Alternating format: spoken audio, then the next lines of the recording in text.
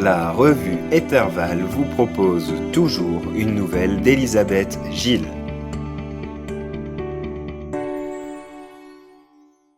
Je posai ma dextre contre la paroi humide et froide que la buée recouvrait déjà. Je ne discernais maintenant plus que les gouttes d'eau qui s'écoulaient sur la surface, tel autant de larmes qui perlaient à mes paupières et roulaient le long de mes joues. Autour de moi, la température était devenue glaciale. La brume s'était levée.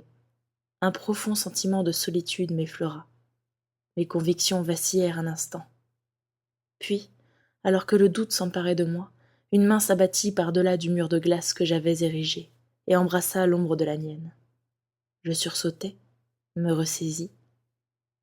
J'avançai mon visage tout près de la paroi et tentai d'en percer l'opacité de mes yeux verts. Cependant, je ne pus rien percevoir d'autre que cette paume collée contre la mienne, si près, et pourtant si douloureusement loin. Alors je me souvins, comme ses doigts s'en mêlaient si bien aux miens, comme sa peau toujours chaude réchauffait si bien la mienne, toujours fraîche. Oui, la raison de mon désarroi demeurait aussi celle du pourquoi de mes actes. J'agissais ainsi pour lui, pour eux. La main se retira. Aussitôt, l'absence de cette ombre déchira mon cœur. Puis, un poing serré et crispé s'abattit, encore et encore, violemment, désespérément, impuissant. Je ressentais sa douleur. Elle m'abîmait si profondément que mes sanglots redoublèrent, alors que je murmurais, à l'instar d'une prière. Non, non, non. J'aurais tant aimé le rassurer, le calmer, embrasser de mes lèvres la perfection des siennes, lui chuchoter dans un dernier souffle que tout se passerait pour le mieux, lui expliquer tout en le berçant que son sacrifice demeurait nécessaire, qu'il ne s'agissait pas de lui, mais du sang qui coulait dans ses veines, que quelqu'un d'autre devait m'attendre, de l'autre côté, et que non, non, il ne s'agissait pas là d'une horrible trahison, que son cœur se devait de rester pur dans l'oubli, tandis que le mien pourrirait lentement en mon sein. Cependant, il ne pouvait m'entendre au travers du mur épais qui nous séparait. Un ultime coup retentit contre la glace. J'accompagnai du regard le tracé de ses doigts, qui glissaient maintenant sur la condensation.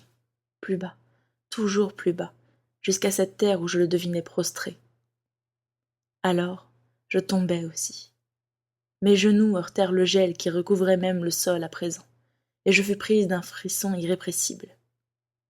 J'approchai mes lèvres du mur et suppliai, une dernière fois, la voix brisée.